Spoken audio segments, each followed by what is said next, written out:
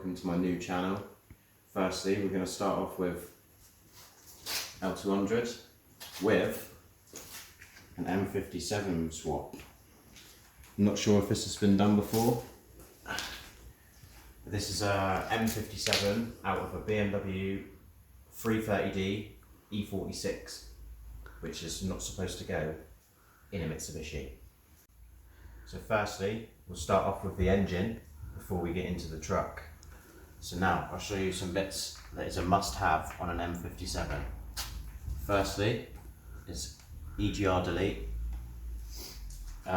just gets rid of all the crap. And secondly is, 2 seconds, it's a must-have on any M57 is a swirl flap delete. If one of these gets sucked in your engine, it's bye-bye engine.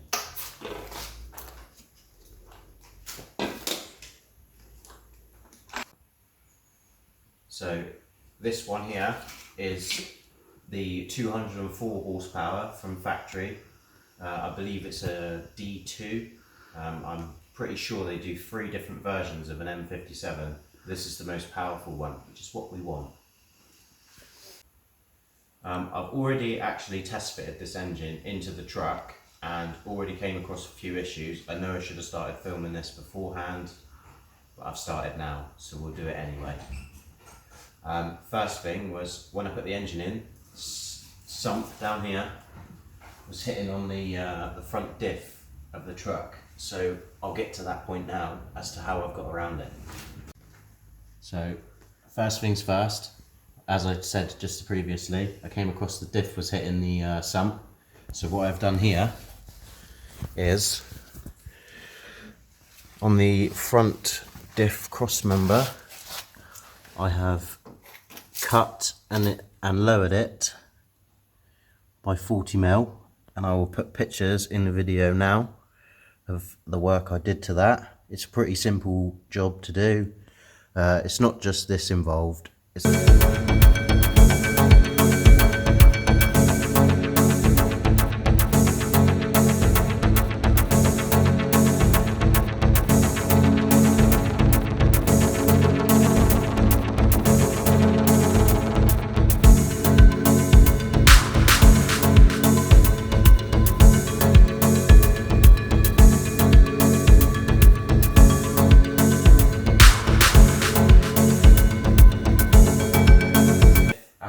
The L200 behind me.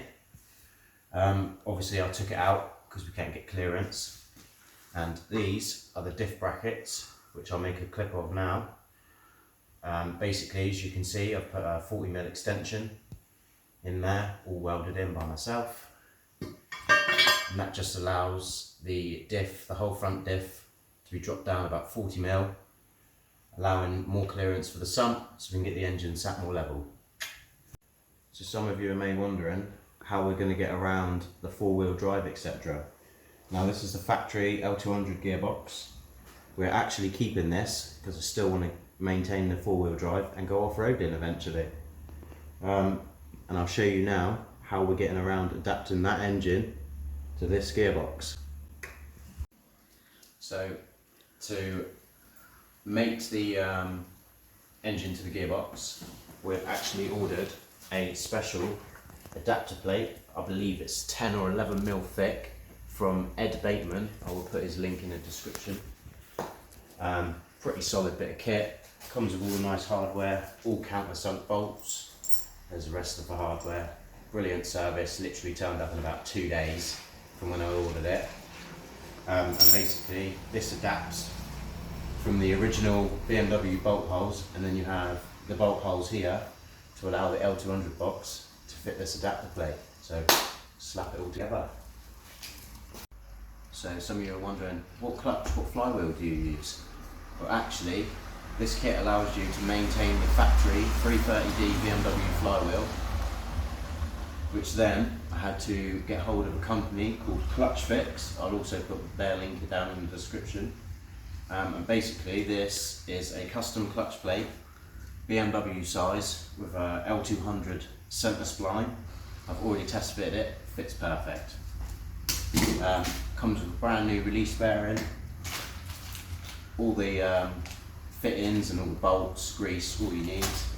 And this is a custom pressure plate which is rated to 540 Newton meters, so that will put down plenty of torque. Brand new, excellent bit of kit. Can't thank them enough. Also, the last piece of this kit is this custom spigot bush here, because the BMW one will not allow the L200 spline, which is down there, to fit through the hole. So this is a custom spigot bush which you just knock in, easy job.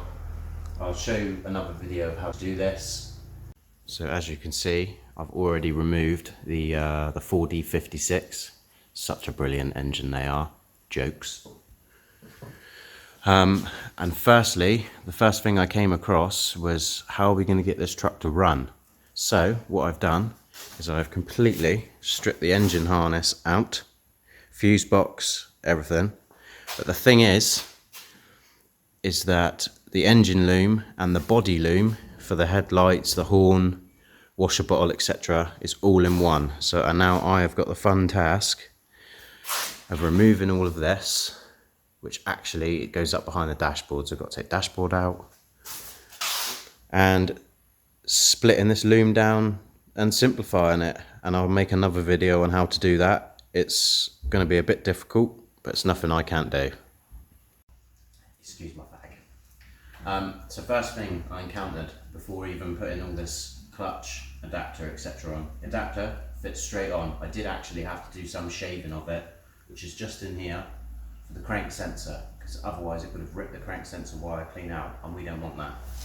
So first thing, with the flywheel, this is a factory 6-speed engine from obviously a BMW, and I believe the 6-speed flywheel is completely different to the 5-speed. I've got a 5-speed one on order, should be here today.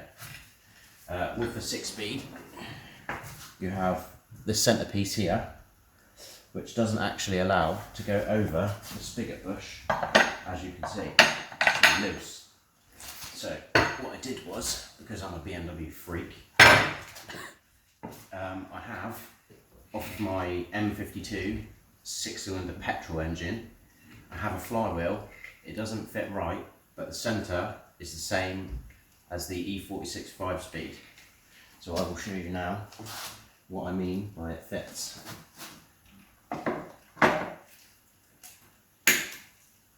Just like that, flywheel is on, but this is not the right one because it's a petrol one.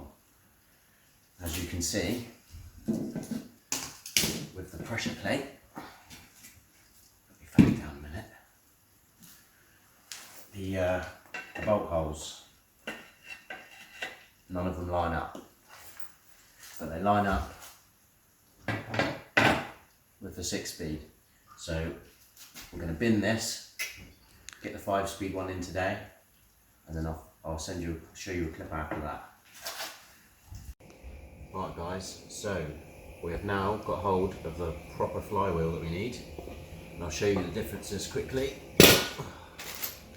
This one here, the new one, is a 5-speed, and this one here is a 6-speed. I don't know if you can see the difference, but this here will not allow to go over this spigot bush. So for doing this conversion, you need a 5-speed flywheel. This is a Valio. I did want an LUK one, but this one was cheaper, so I'll go for that. So now we're going to fit the flywheel, all new hardware with it as well, which is ace, new bolts, all Loctite. That's what you need. These do actually have a locator pin on them, just here. This hole is slightly oversized for this locator pin here, which is what you need, otherwise it won't fit.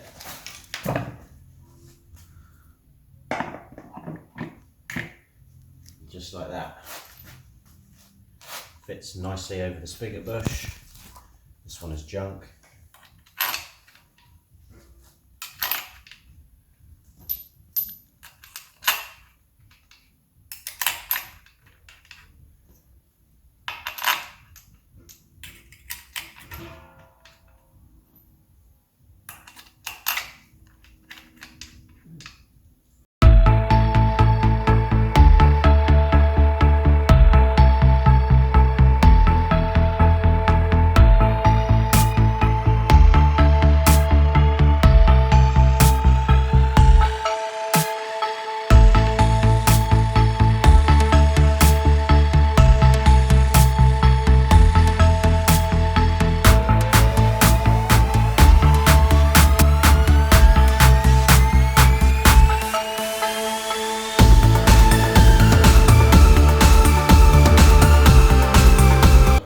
Disc on, there was about a 2mm gap around the either side, which is basically catching on the springs here on these bolts. So what I've had to do, I know doesn't seem right, but I've had to shave the heads of the bolts down. I know it doesn't seem right, but it's the only way we're going to get this clutch to fit. So now it sits nice and smooth. Right, so now we're going to install the clutch, and I'll show you how to do this, and you need a proper clutch alignment tool to do this with. So put the clutch on here. Actually, before you do that, get your alignment tool, find the right size hole for here.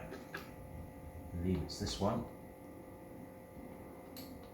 Yeah, it's this one here. And then you need to find the right size for this hole here, which is that one there, which is a nice snug fit. So what you do is you put that through there, and then you screw this on here,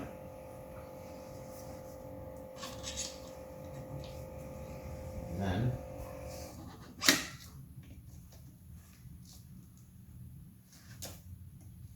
you install clutch like that. And then you slide pressure plate over the top. And then use the hardware supplied by Clutch Fix.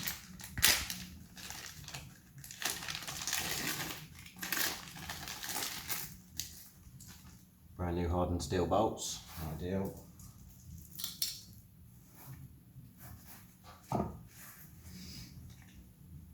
put a bit of Loctite on these.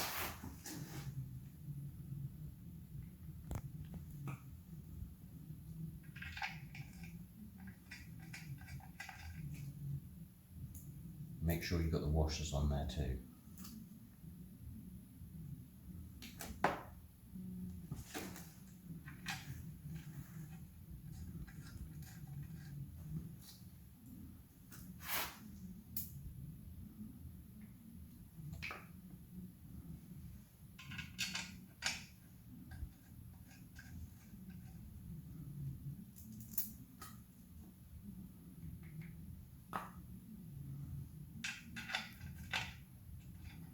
Always use Loctite on your bolts because they will work themselves loose.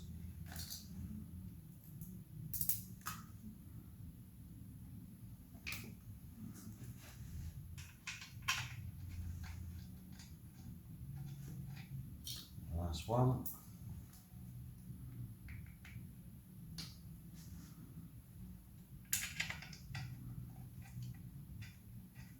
Right.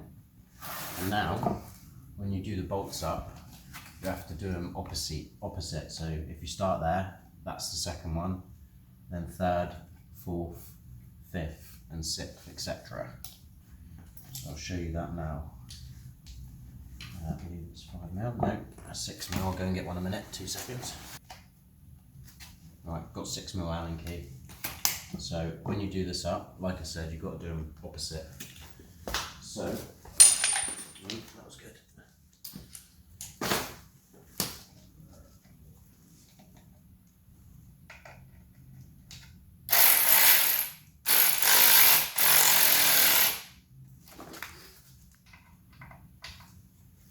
Opposite from that one.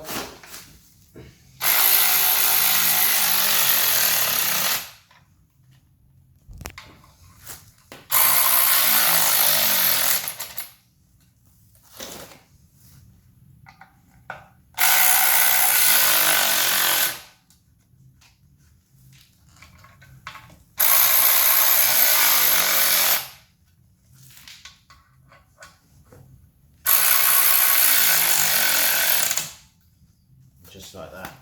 Give them a bit of a nip up afterwards.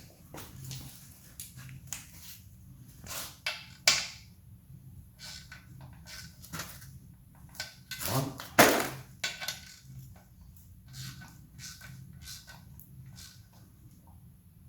Two. Three. Four.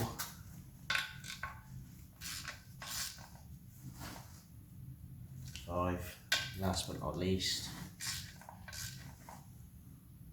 6. And just like that, slides out with ease. And that is your clutch fully aligned.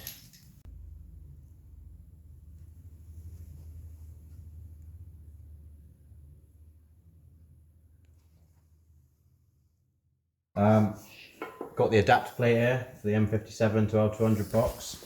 I've already tried putting the engine in, and upon doing that I found that the starter motor doesn't actually line up at all with the plate hole. I've spoke to Ed Bateman and he's just explained to me that you have to actually cut the bell housing of the L200 box right here, so I'll show you quickly.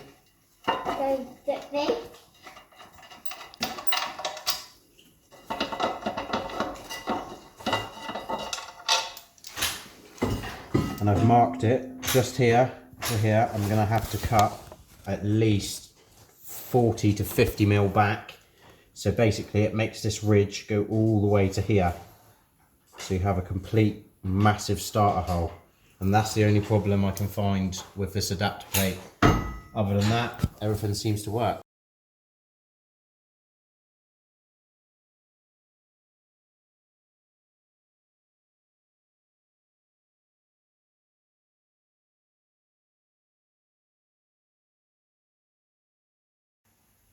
So that's it for today.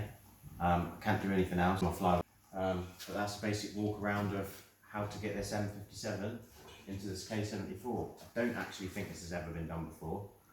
So I'm going to work with you guys to the best I can, getting this in, filming it, editing it, putting photos up on the pages, etc, etc. I know a few guys have asked, so I'm happy to do this. Don't forget, I will be posting this on my channel. Hit the bell notification, make sure you subscribe, and there'll be many more episodes of this build. If you're interested, let me know, put a comment in the bottom, and I'm fine with that. I'll answer you. Thank you, and goodbye.